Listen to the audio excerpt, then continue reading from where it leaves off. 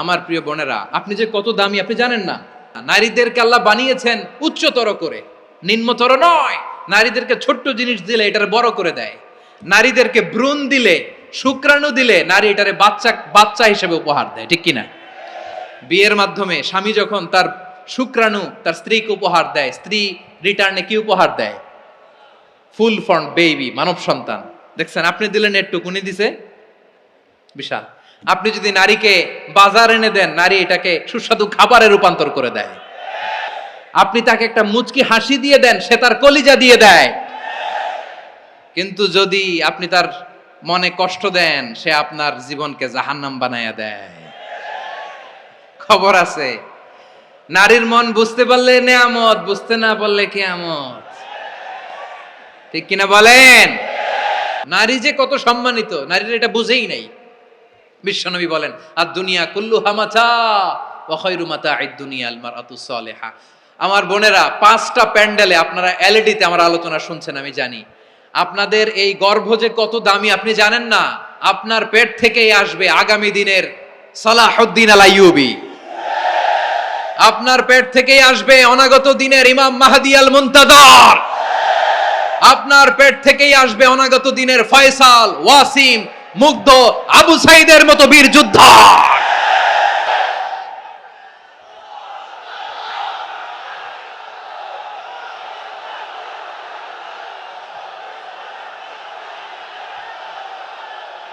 আমার প্রিয় বোনেরা, আমার প্রিয় বোনেরা, বিশ্বনবীর কথার ওজন খেয়াল করেন। আর দুনিয়া কুল্লুহা মাতা ওয়া খায়রু মাতা'আদ দুনিয়া আল মারআতুস Saliha.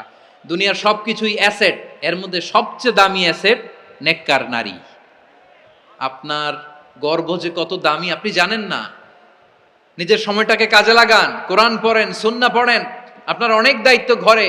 You are the MD of your family. একটা family it's a very big institution. পরিবার একটা অনেক বড় প্রতিষ্ঠান। And you are the MD of your institution. আপনি এই পরিবারের MD, managing director of your family. এখানে আপনার কত দায়িত্ব।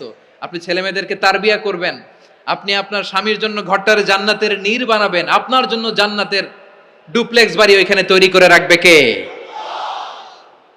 আপনি যে কত দামি আপনি জানেন না। নারীদেরকে আল্লাহ বানিয়েছেন উচ্চতর করে, নিম্নতর নয়। আমার প্রিয় বোনেরা, আপনি যে কত দামি আপনি জানেন না। জানেন না আপনি কত দামি, অনেক দামি আপনি। আপনাদেরকে যেন ভোগের সস্তা পণ্য বানাতে না পারে, আপনাদেরকে সচেতন থাকতে হবে, সজাগ থাকতে হবে, কনসার্ন থাকতে হবে। শয়তানের ওই হাতছানির দিকে আর নজর দেওয়া যাবে না। তাহলে কেন আল্লাহ তাআলা এই ফাহশা, অশ্লীলতাকে হারাম করলেন? 1 নাম্বার, এতে হিউম্যান ডিগনিটি কমে। 2 নাম্বার, এতে মানুষের অধিকার নষ্ট হয়। আপনি বিয়ে করেছেন, এরে পরকিয়া করেন, ওর সাথে এরকম আছে না নাই? স্ত্রীর অধিকার নষ্ট করেছেন। আপনি বিবাহ সম্পর্কে আবদ্ধ হয়েছেন তার সাথে, আপনি পরকিয়া করেন ওই ছেলের সাথে, আপনি আপনার হাজবেন্ডের সাথে বিট্রে করেছেন। এজন্য আল্লাহ অশ্লীলতাকে হারাম করেছেন। অশ্লীলতাকে হারাম করার আরেকটা কারণ হচ্ছে আল্লাহ তাআলা এই হিউম্যান জেনারেশনকে এটাকে প্রিজার্ভ করতে চায়। হিফজুন নাসল, এটা মাকাসিদুশ শরিয়ার অনেক গুরুত্বপূর্ণ একটা মাকাসিদ, অনেক গুরুত্বপূর্ণ। আপনার নাসল, আপনার জেনারেশনকে সংরক্ষণ করা। এই যে আসতেছে ফেব্রুয়ারি, কত ফেব্রুয়ারি জানো? এটা কি বিশ্ব ভালোবাসা দিবস? হ্যাঁ, কি দিবস? এই বিশ্ব ভালোবাসা দিবসের সাথে মুসলমানদের কোনো সম্পর্ক নাই। আমার প্রিয় ভাইরা, এই যে আপনি অবৈধ সম্পর্কে জড়ালেন, কেন আল্লাহ অশ্লীলতাকে হারাম করেছে দেখেন। বলতেছিলাম যে এটা আপনার নাসল, আপনার জেনারেশন, আপনার লিনিয়েজ, আপনার বংশকে প্রিজার্ভ করা। কে কার বাবা, কে কার মা, বাবা মা জানা, প্রজন্মকে প্রিজার্ভ করা, এটা ইসলাম ওয়াজিব করে দিয়েছে। এই যে অবৈধ সম্পর্কের কারণে, বিশ্ব বেহায়া দিবসের কারণে, এগুলোর আউটকাম, আউটপুট হিসেবে মাঝে মাঝেই ঢাকা মেডিকেলের ডাস্টবিনে নবজাতকের বাচ্চার কান্নার আওয়াজ শুনতে পাওয়া যায়। চট্টগ্রাম মেডিকেলের ডাস্টবিনে নবজাতকের কান্না শুনতে পাওয়া যায়। বীর চট্টলার মুসলমানেরা বুঝতে পারলে আওয়াজ করে বলেন, এই যে চট্টগ্রাম মেডিকেলে যে নবজাতকটা পাওয়া গেল, ওর বাবাকে আমাকে বলেন, ওর বাবাকে, ওর মাকে, ও কোন ফ্যামিলির সন্তান কেউ জানে? আপনি হিউম্যান ডিগনিটিকে অপমান করেছেন না? আপনি তার ভবিষ্যৎকে অন্ধকার করেছেন না? আপনি তার লিনিয়েজকে প্রশ্নবিদ্ধ করে দিয়েছেন না।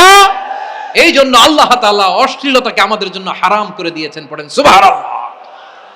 এই জন্য রাব্বুল আলামিন বলেন, কুল ইন্নামা حرم ربي الفواحش ما ظهر منها وما بطن। প্রকাশ্য অপ্রকাশ্য সব অশ্লীলতাকে হারাম ঘোষণা করে দিয়েছে কে? আবার দুনিয়ার বুকে যারা অশ্লীলতার প্রসার করে তাদের জন্য শাস্তি মজুদ রেখেছে কে?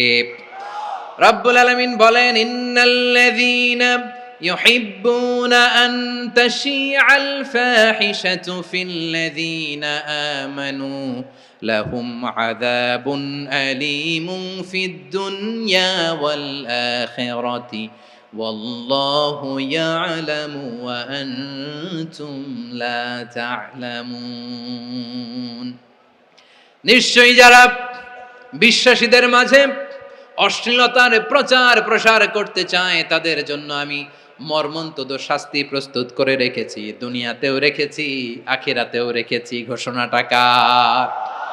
যারা এই নাটকের নামে, সিনেমার নামে, রূপালী জগতের নামে, মুভির নামে, ওটিটি প্ল্যাটফর্মের নামে আমার সমাজে অশ্লীলতা ছড়াতে চায় তাদের জন্য কঠিন মর্মন্তুদ শাস্তি মজুদ রেখে দিয়েছে কে? ও আমার বোনেরা, এখনো আপনি জাগবেন না? এখনো আপনার চিন্তার দুয়ারে এখনো নাড়া পড়ে নাই? ওরা আপনাকে উলঙ্গ বানাতে চায়, ওরা আপনাকে আইটেম গার্ল বানাতে চায়। এজন্য ইসলাম অশ্লীলতাকে হারাম করেছে। হারাম। ইসলাম বলেছে যোজন যোজন দূরে থাকো, ওরা বলে না কাছে আসো, কাছে আসার গল্প, ক্লোজ আপ ওয়ান, কাছে আসার গল্প আছে না নাই? চট্টগ্রামে তো এগুলো নাই মাশাআল্লাহ। হ্যাঁ, এখানেও আছে ক্লোজ আপ ওয়ান, কাছে আসার গল্প। আল্লাহ বলেন ওয়ালা তাকরাবুজ জিনা, কাছেও এসো না, জিনা থেকে যোজন যোজন কিলো দূরে থাকো, ওরা বলে কাছে আসার গল্প। আমার বীর চট্টলার ভাইয়েরা, কাছে আসতে হলে আমরা কোরআনের কাছে আসব, কাছে আসতে হলে নবীর কাছে আসব, কাছে আসার গল্প হবে আমার রবের কাছে আসার গল্প। চিল্লায় বলো ঠিক কিনা?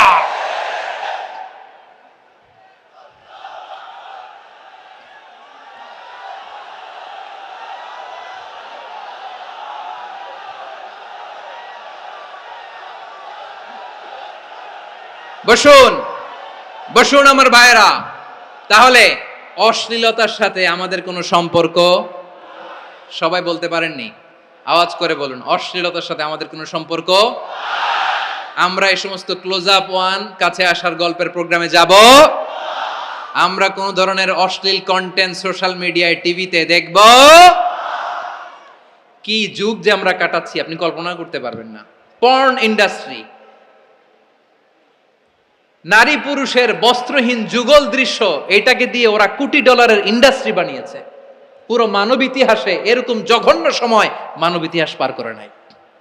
পর্ন এটা ইন্ডাস্ট্রি হয়ে গেছে। আমাদের এই যুবকগুলো, জেনজিগুলো, ওদের চরিত্র বাঁচাবে কি করে?